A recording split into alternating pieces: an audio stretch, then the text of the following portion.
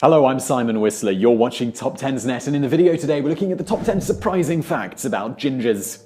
Gingers, redheads, carrot tops, there are a lot of nicknames for those with red hair, especially considering that red is the rarest human hair color. However, while gingers may be relatively few in number, their fiery locks attract outsized attention. Nonetheless, there are some facts about redheads that may still surprise you. In the video today we're looking at the top 10 fiery facts about the gingers who walk among us.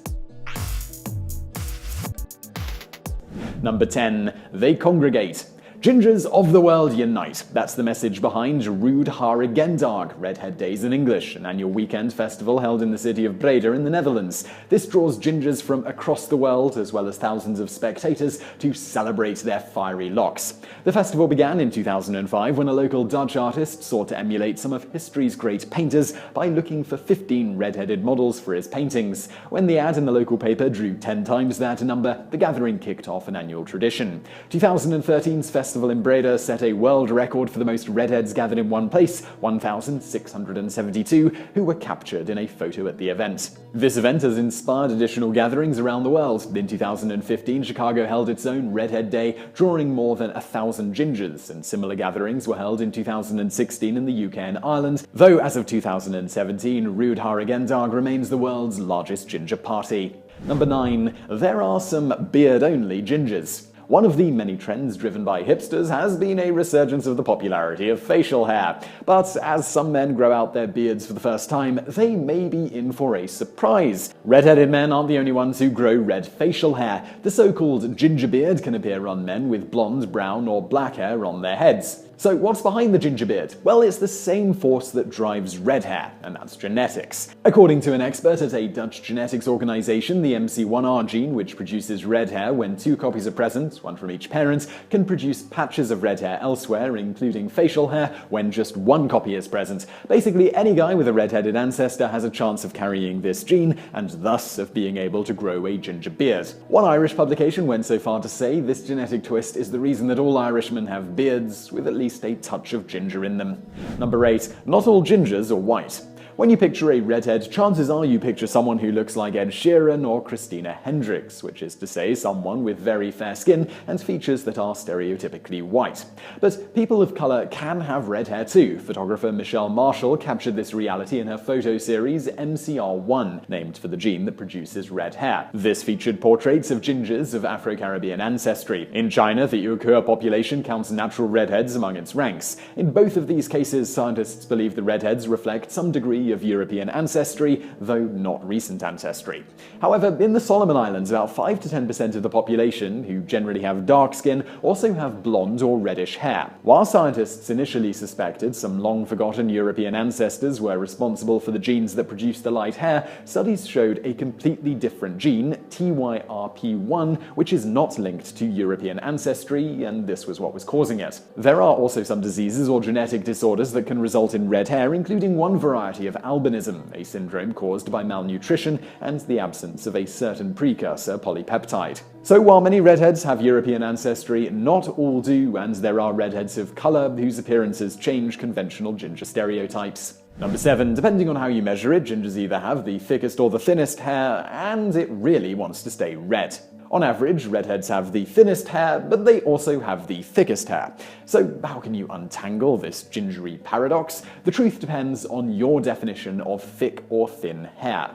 On average, a strand of red hair is larger in diameter than strands of other hair colors. Red hairs are on average the thickest. However, on average, redheads have the fewest number of hair follicles on their scalps, 90,000 versus brunettes who average 140,000 follicles and blondes who clock in with 100,000 on average. So, in terms of the actual number of hairs on the head, redheads have the thinnest hair. In addition to these physical differences, the composition of red hair means that basically it fights to stay red. Red pigment is the hardest hair color to remove through bleaching, which is why brunettes, whose hair contains some red pigment trying to go blonde, may end up with a brassy shade of copper. Additionally, as gingers age, their hair is more likely to appear strawberry blonde than grey because the lightening effect that happens to hair as we age combines differently with red pigment than with other hair colors. Number 6. Gingers have inspired great art. Red hair catches the eye, both because of its brightness and relative rarity. This quality has long attracted artists, many of whom have featured redheads prominently in their work.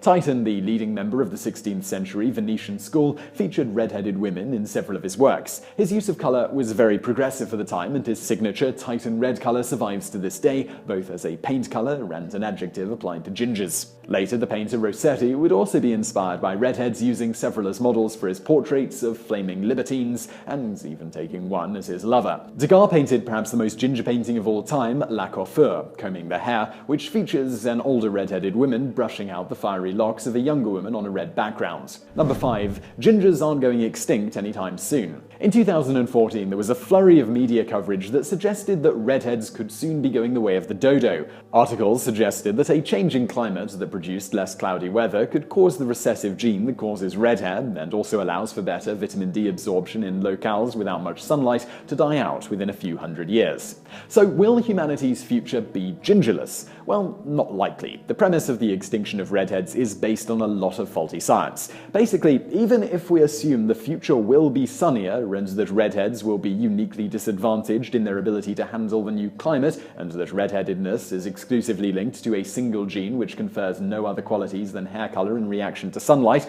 all of which themselves are problematic and likely incorrect assumptions, this premise ignores the fact that most carriers of the gene that is most clearly linked to red hair are not themselves ginger.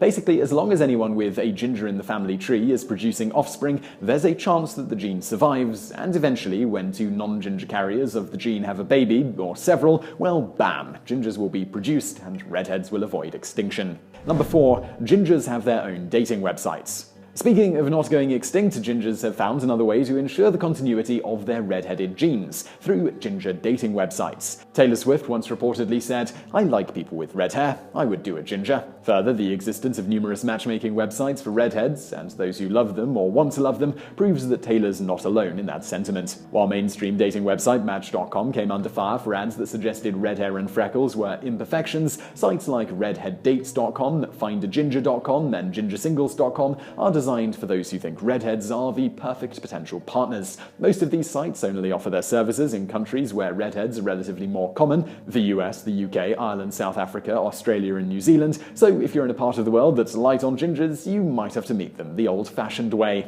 Number 3. Being a ginger can be a pain. Literally. Do redheads really feel pain differently? Even the researchers who conducted studies around this issue admit that they initially viewed the idea that redheads require more anesthesia as an urban legend in the anesthesia community. However, science has shown that those who carry the MC1R gene, which includes a majority of redheads as well as some non-redheads who are carriers, really do have different reactions to pain medication than the general population. In terms of anesthesia, redheads require more medication for general anesthesia and are less sensitive to the effects of local anesthesia, like the numbing agents used by dentists. A study by the American Dental Association showed that redheads were more likely to have dental phobias and avoid dental care, perhaps because of this effect. Gingers are also more sensitive to pain caused by temperature, so grabbing an overly hot cup of coffee may cause more intense pain for a redhead than someone without the MC1R gene.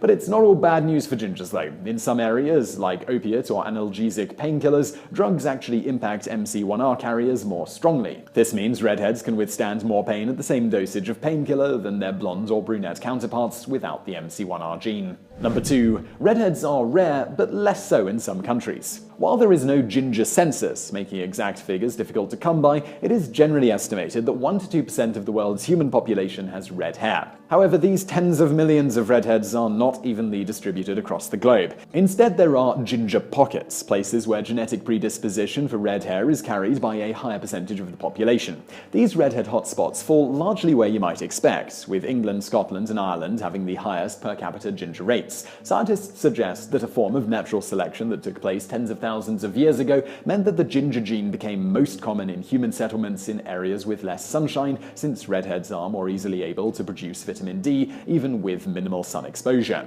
According to a 2013 DNA study, Scotland is the Earth's ginger capital, with roughly 6% of Scots having red hair. The Edinburgh region was the most ginger area of Scotland, with 40% of the population carrying a genetic predisposition for red hair. And when it comes to sheer numbers, the US is likely to have the largest ginger population of any country, up to 18 million, according to one estimate. Number 1. Gingers have been well represented amongst British royalty. Redheads have been well represented on the British throne and amongst its Tudor royal family. Perhaps the most well-known royal redhead is Elizabeth I, who reigned as Queen of England from 1558 to her death in 1603.